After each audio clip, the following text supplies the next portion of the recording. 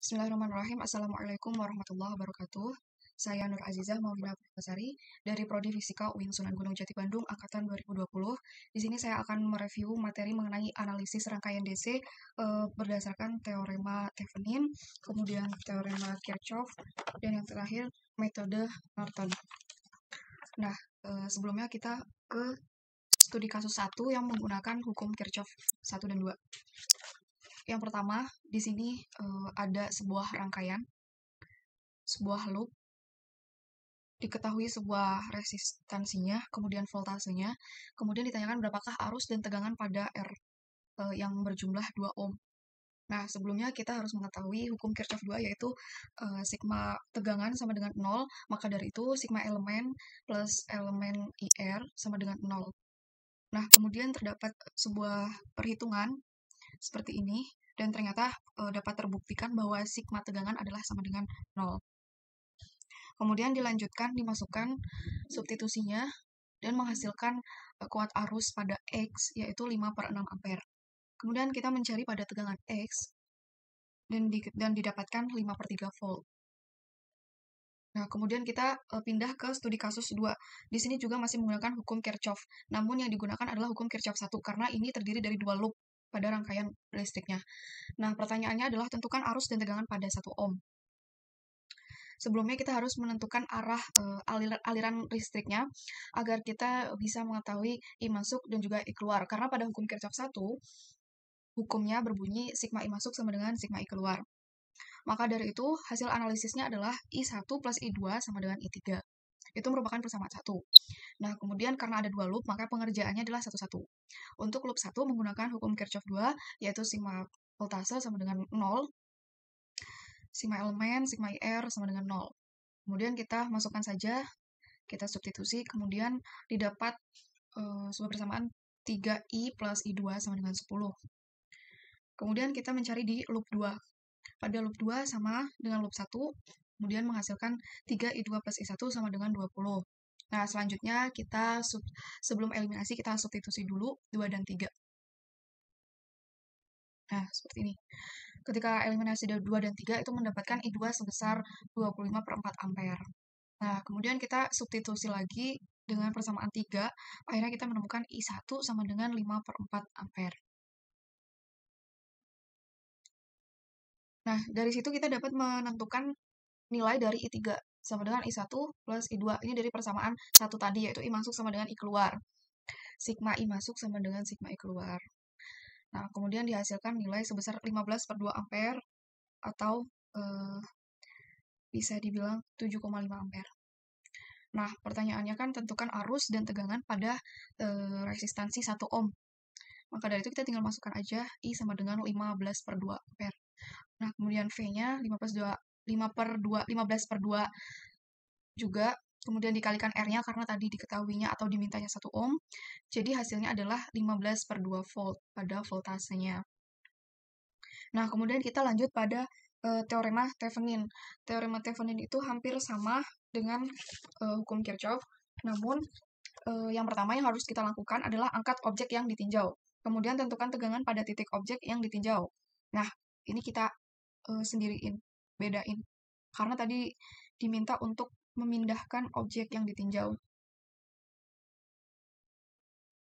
Nah, kemudian bisa kita hitung seperti yang tertera, dan dihasilkan I-nya atau arusnya itu 5/2 ampere. Nah, terus kita masih lanjut lagi ke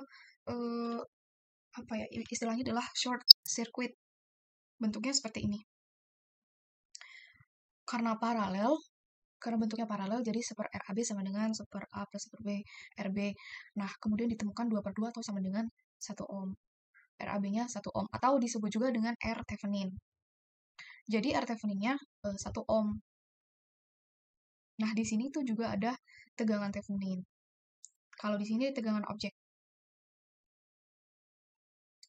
Maka dari itu, kuat arusnya itu tegangan Thevenin per R objek, maka dihasilkan 7,5 ampere.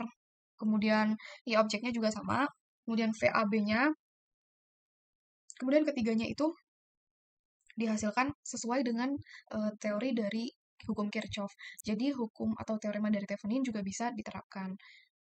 Kemudian kita lanjut pembuktian pada metode Norton. Hampir sama dengan R. Thevenin, bahkan dia juga menggunakan dari teorema Thevenin. Jadi, kita membuat ekuivalen dari rangkaian ini dulu. Nah, ekuivalennya itu seperti ini. Karena yang atas itu kan rangkaian seri, jadi dijadiin satu aja di awal. Nah, kemudian kita bisa mencari dan dihasilkan I objeknya itu, objek paralel, itu 15/2 volt atau 7,5 volt. Nah, kemudian kita mencari V objeknya. Ternyata juga sama, 7,5 volt. Nah, mungkin sekian secara teori atau metode antara ketiganya, antara Kirchhoff, Thevenin, dan juga Norton, itu sama pada intinya. Kemudian kita mungkin langsung aja ke simulasi. Simulasi yang menggunakan sebuah aplikasi software, yaitu di sini ada aplikasi Tina.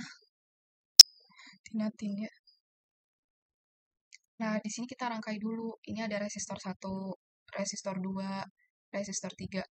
Sama kayak tadi dibentuknya. Ini kita ini dulu Nah, setelah kayak gini, jangan lupa kita ganti dulu angkanya. Untuk R1-nya itu 2 ohm. 2 ohm aja. Gimana?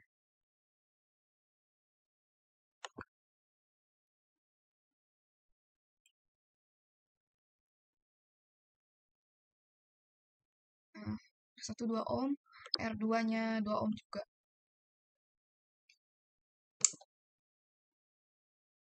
R3-nya 1 ohm. 1. Nah, jangan lupa kita memberi tegangan sebagai sumber tegangannya di sini. Nah, kemudian kalau udah seperti ini kita gabungin aja rangkaiannya dengan di drag menggunakan pen.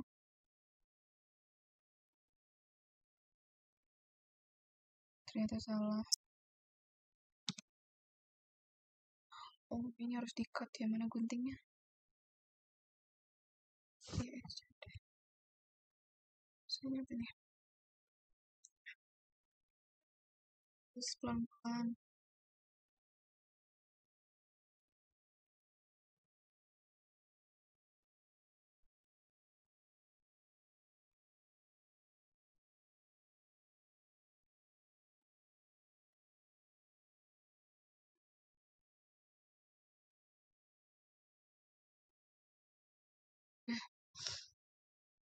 Pastikan semuanya terhubung agar arus listrik dapat mengalir.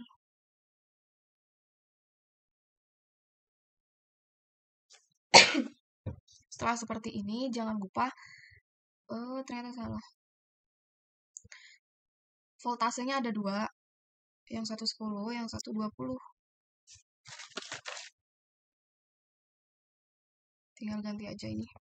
20 volt, yang satunya 10 volt. Digabung.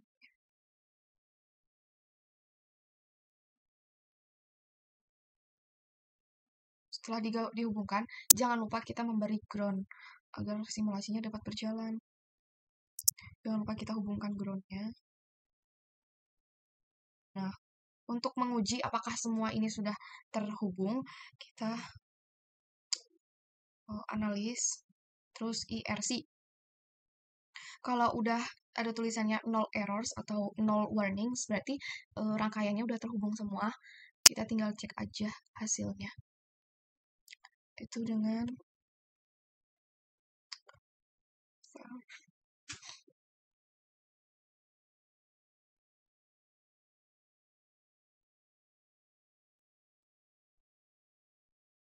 Nah, caranya ke analisis lagi.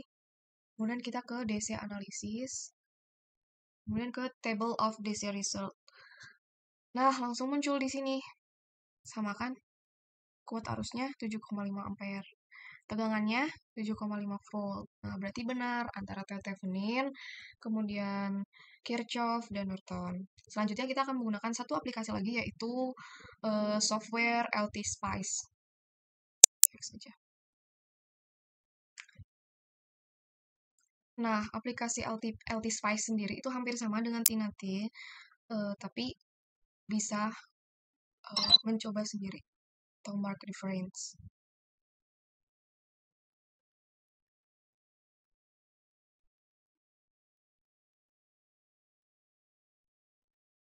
Kita tunggu karena masih loading. Kita coba. Jangan lupa new schematic. Seperti tadi kita butuh resistor ya. Belum. Satu kita salah ternyata. Deh. Kita gunting dulu. Ctrl R untuk rotasi. Nah, kemudian R2. Sini R3. Nah. Udah. Kita lanjut ke tegangannya. Kita cari voltage. Sini. Sama di sini. Dan kita drag menggunakan pen. Kalau drag di LT Spice itu lebih mudah. Pastikan semuanya terhubung.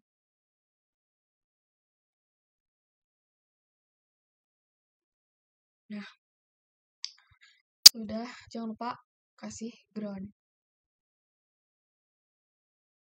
Oh no. Kita drag lagi. Udah, langsung aja kita ke run. Mungkin kita 1 milisecond aja deh. Oke. Oh, kita belum ngisi. Lupa. 2 ohm.